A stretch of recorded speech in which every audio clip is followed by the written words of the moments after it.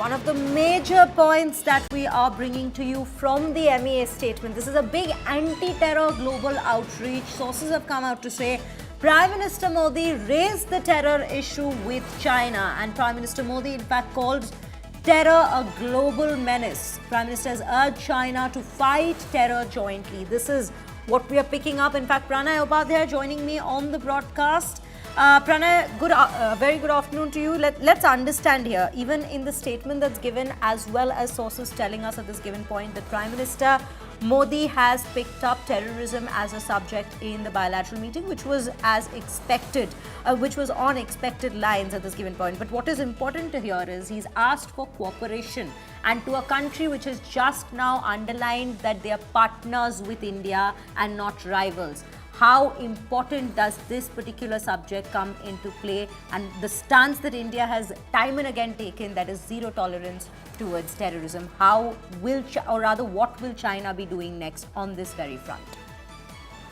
And if you see the statement put out by the Ministry of External Affairs, it also emphasizes the mention of terrorism word in it, and also the unfair trade practices and other issues. But if what we are learning from our sources, regarding this meeting, that Prime Minister emphatically raised the issue of terrorism, and this assumes importance because this was first meeting between Prime Minister Narendra Modi and Chinese President Xi Jinping after Pahalgam terror attack and after the Operation Sindoor. We know for the fact that what role China played during that conflict.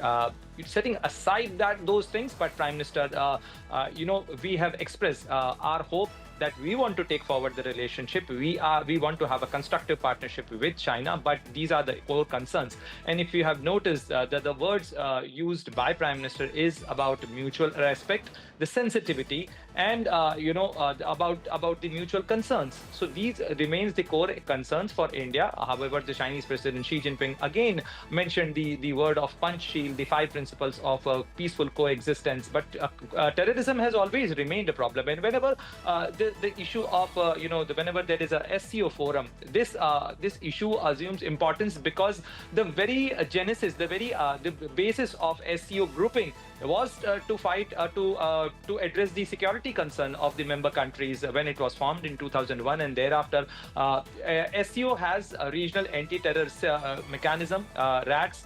However, as far as India's problem or India's challenges against terrorism are concerned, we could see that this RATS mechanism had hardly delivered results as far as the Pakistan-based terror outfits are concerned, and that's why Prime Minister Narendra Modi did raise the issue of terrorism, and we are expecting that there should be a reflection, there should be an adequate phrasing regarding the problem of terrorism in the SCO joint statement as well, because this remains a core concern as far as the SCO member countries are concerned.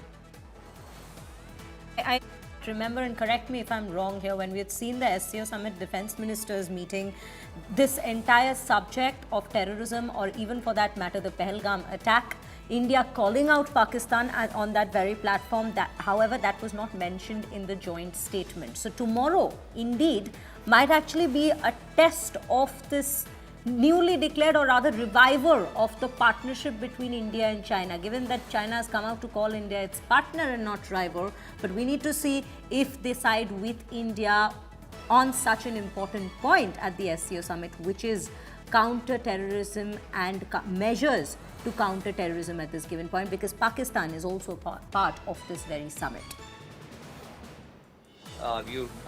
You rightly pointed it regarding the Qingdao meeting of Defense Minister of SCO member state, where India refused to sign a joint statement, and thereafter there could not be a joint statement issued because India didn't sign because there was no adequate mention about the Pahalgam terror attack and India's core concern regarding terrorism.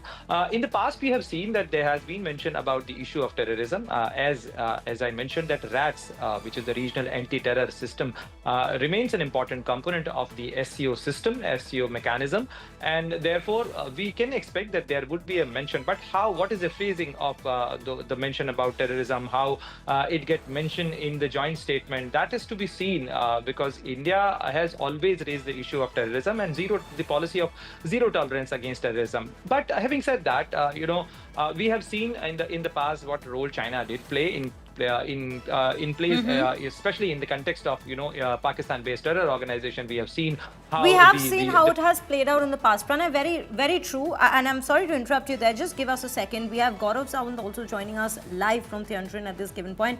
Gaurav, this is a big statement that's coming in. That's a big update we are picking up. Help us understand, what are you picking up when you speak to the Chinese media counterparts? How are they looking at the mention of terrorism in the very statement, in our MEA statement as well? And when we say that Prime Minister Modi has spoken about terrorism in this very bilateral meeting, what is the particular pulse you're picking up on this very subject?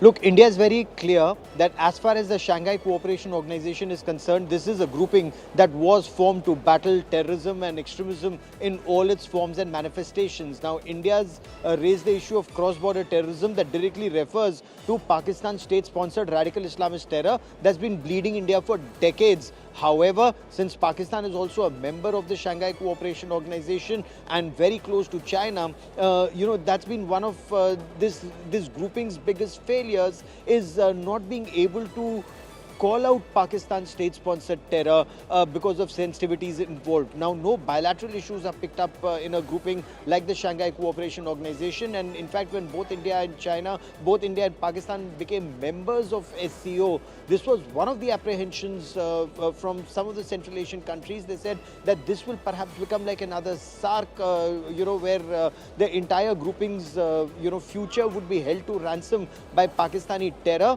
and India's failure, or India not wanting to deal with Pakistan because of that terror. So regional issues are not picked up, bilateral issues are not picked up here, but India's constant refrain has been terror does not affect only one country, it doesn't affect only India. The region is battling terror. Pakistan's state-sponsored radical Islamist terror has been a problem for the world.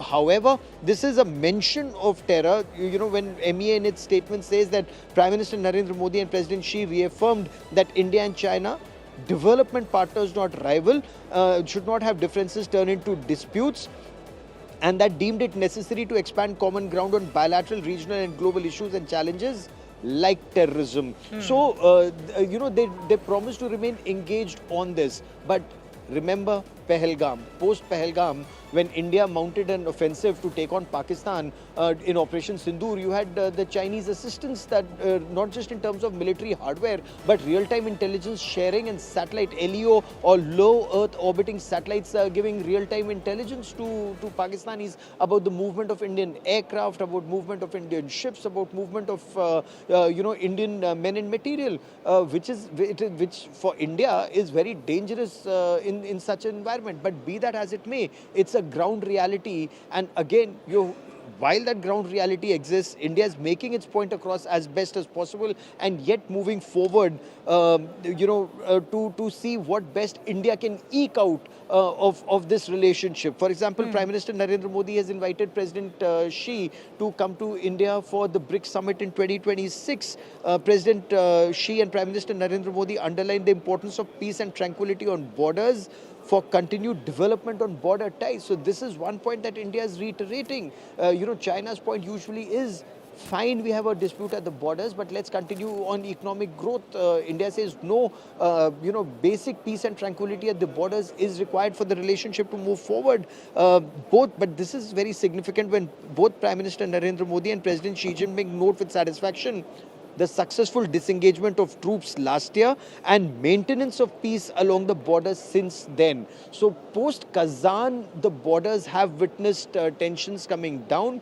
Disengagement has happened. However, de-escalation is still to happen. And until there is de-escalation, we'll talk about de-induction in step 2, but at least de-escalation should happen. Heavy armor, artillery, rockets, they need to move, if not to their peacetime locations, but at least to the rear areas as they are known, for this relationship to be able to move forward. So some movement is taking place, but it's very slow-paced progress in the bilateral ties between the two countries.